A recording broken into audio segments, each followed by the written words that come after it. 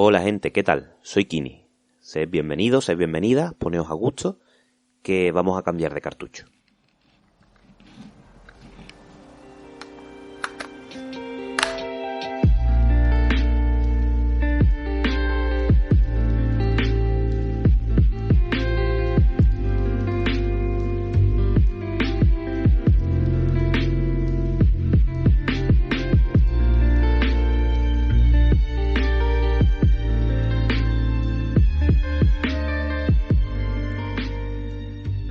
Bueno, antes de nada, explicar un poco qué es esto de cartucho y qué es lo que estamos haciendo aquí. Como podéis oír, no le doy la bienvenida a Marina hoy porque por asuntos familiares, pues no ha podido grabar esta semana. Así que, lo primero, mandarle un beso a Marina y no os preocupéis, queridos y queridas oyentes, que la semana que viene está por aquí, ¿vale? Eso, lo que quería comentar es que como Marina no ha podido estar, pues nos hemos sacado de la manga esta sección que vamos a tener pues de vez en cuando nos apetezca, en la que cada uno de nosotros por separado, es decir, a veces Marina, a veces yo, vamos a hablar de un juego en concreto que nos apetezca recomendar por lo que sea, y lo vamos a ir hablando pues eso, por separado. En este primer cartucho voy a aprovechar la ocasión para hablaros de Florence.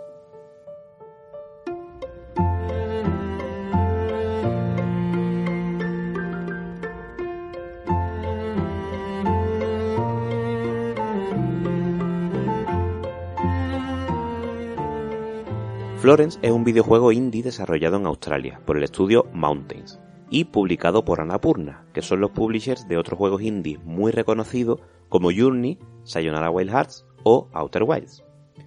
El juego se lanzó el día de San Valentín de 2018 y justo 2 años más tarde salió a la venta en PC y en Nintendo Switch. Florence es el primer videojuego de la desarrolladora y el único lanzado hasta la fecha.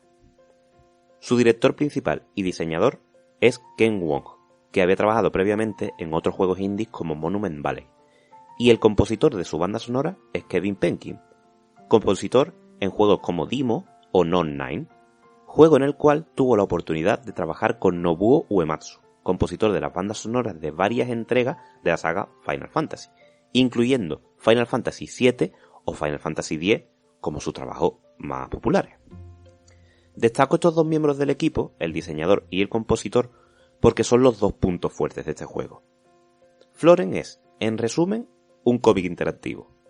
Su historia se divide en 20 capítulos, divididos a su vez en 6 actos.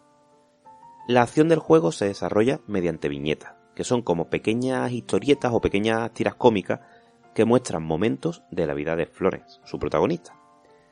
En alguna de estas viñetas tendremos que hacer pequeños puzzles muy sencillos que son la parte interactiva de este cómic digital, por decirlo de alguna manera. Quizá lo que más defina a este juego sea su estilo artístico, que es muy sencillo, imitando los dibujos hechos con cera. Las ilustraciones y animaciones son muy simples, muy sencillas, y en algunas partes del juego, no en todas, son muy coloridas. Por otra parte, la música, que también es bastante sencilla, es también muy eficaz, y es muy acorde con lo que cuenta el juego, y con el estilo artístico. Los instrumentos principales son el piano y el cello, este último siendo muy importante dentro del argumento del juego, del cual, por cierto, voy a empezar a hablar ya, que se nos está haciendo tarde y que el argumento es lo que tiene más miga.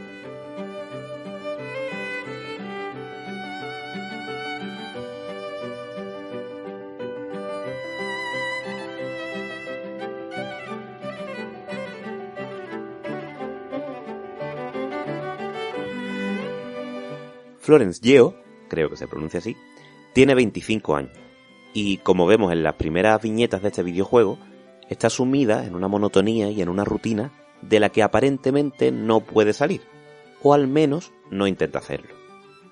Un día, cuando su móvil se queda sin batería, escucha una melodía sonando en mitad de la calle y al seguirla descubre a un joven indio, Krish, que está tocando el cello.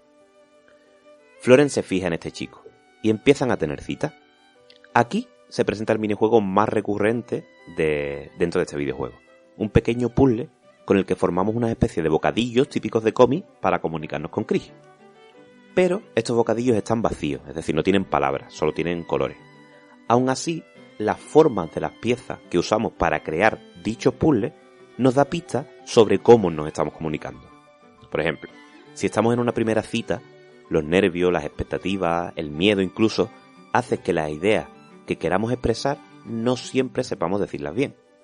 Quizá en nuestra cabeza todo tiene un sentido claro, pero a la hora de expresarlo nos trabamos, ¿ves? Como me pasa a mí, nos trabamos y decimos algo que no es exactamente lo que queremos decir. Bueno, pues en el juego, las primeras palabras que decimos en la cita, esos primeros puzzles que forman bocadillos de texto, están formados por 7 u 8 piezas con formas muy diferentes. Sin embargo, al final de la cita, si todo ha ido bien, estamos sueltos, estamos a gusto y todo fluye pues con más naturalidad. Así que las piezas del puzzle, cuando Florence y Krish ya llevan varias horas de cita, son escasas, apenas 3, y son muy sencillas de encajar. La metáfora de las piezas y las conversaciones se repite de manera diferente durante el juego, y sin duda es una de esas situaciones que tienen a veces los videojuegos en las que entiendes perfectamente a qué se refiere y te hace conectar muchísimo y muy fácilmente con la historia que estás viendo, que no leyendo. En esta historia no hay diálogo, exceptuando algunas conversaciones que tienes con tu madre por teléfono, pero que no tienen mucho peso argumental. La historia se narra mediante dibujos y mediante la música. La música está compuesta muy inteligentemente. Como comenté antes, está compuesta para piano y para cello, que es el instrumento que estaba tocando Krish. El piano, en este caso, es la voz de Florence, y el cello es la voz de Krish. Esto se nota especialmente en las conversaciones más cariñosas y las más tensas de los personajes. A partir de aquí, yo os recomiendo que vayáis a probar el juego, que lo tenéis en Switch, en móvil y en PC a un precio muy económico. Os recomiendo esto porque voy a comentar el final de la historia y obviamente pues voy a hacer algún spoiler, aunque voy a intentar no contar todo. De todas formas, aunque sepamos que Darth Vader es el padre de Luke, sigue mereciendo la pena ver el Imperio contraataca, ¿vale? Espero que se entienda la metáfora, pero bueno, el que avisa no es traidor. Si queréis descubrir la historia de primera mano, parad aquí y jugáis. Y si queréis seguir escuchando, pues aún me quedan un par de cositas más que comentar.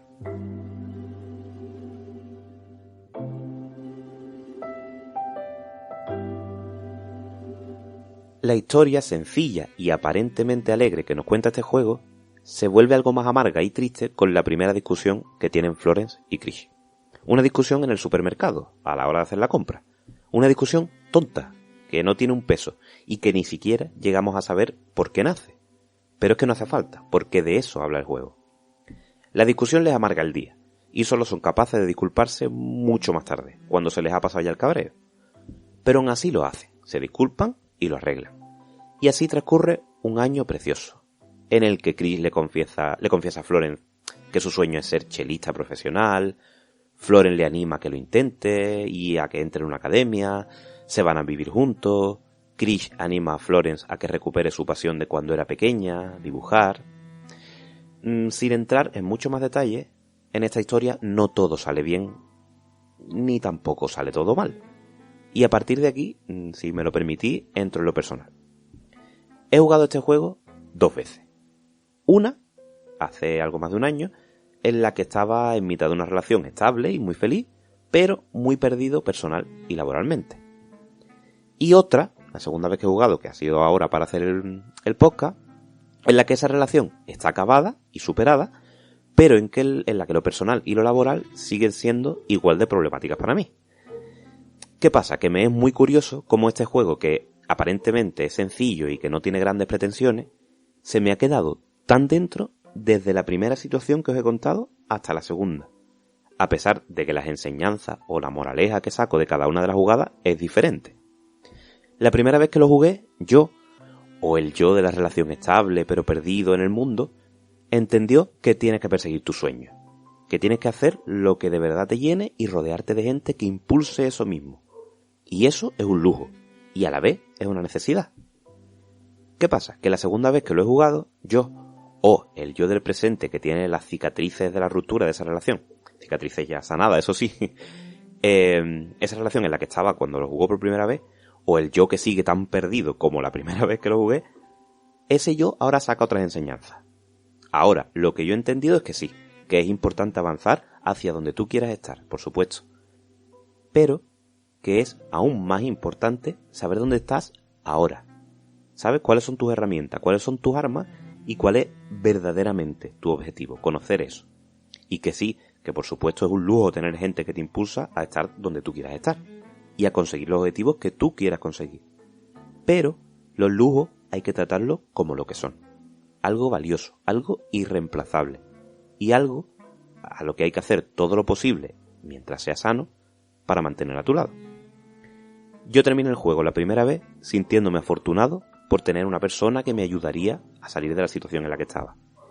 Y he terminado el juego la segunda vez sintiéndome afortunado por tener ahora a una amiga que me ayuda y por tenerme sobre todo a mí mismo, por ser inconformista y por querer lo mejor para mí.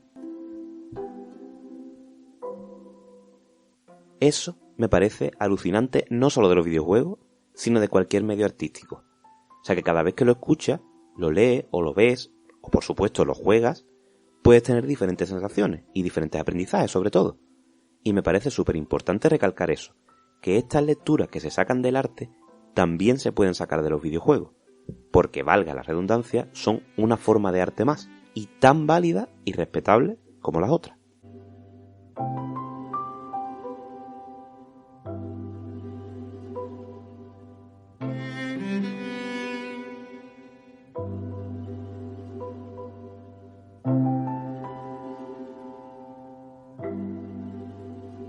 Bueno, bastante intensito, creo que me he puesto, ¿no?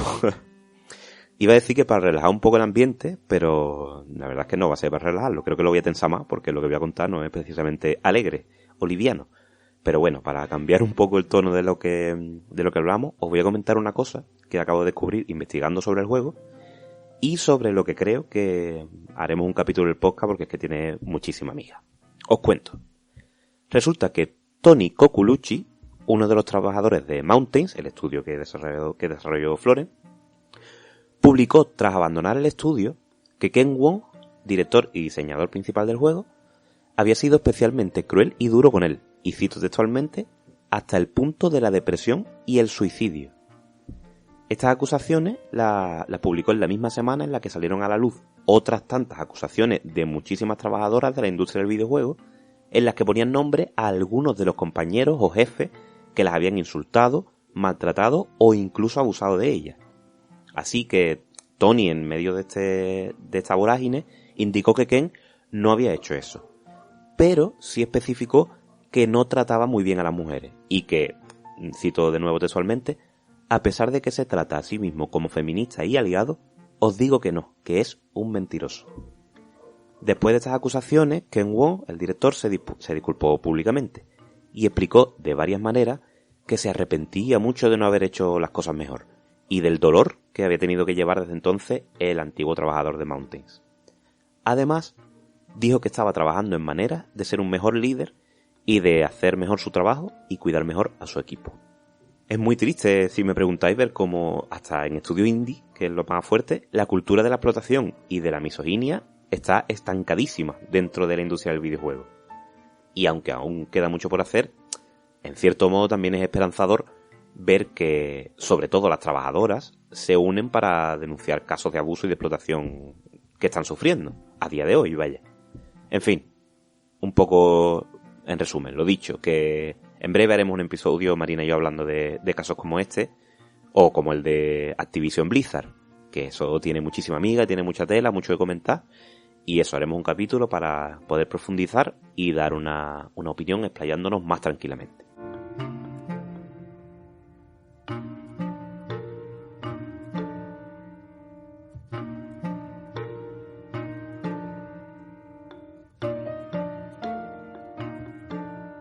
Bueno, nada más por hoy. Espero que os haya gustado este primer cartucho dentro de Tráete el Cable Link. Es un poco un experimento, a ver qué tal va. Es una cosa muy cortita, muy liviana. Espero que os interese y sobre todo espero que probéis Florence porque merece un montón la pena. Nada más.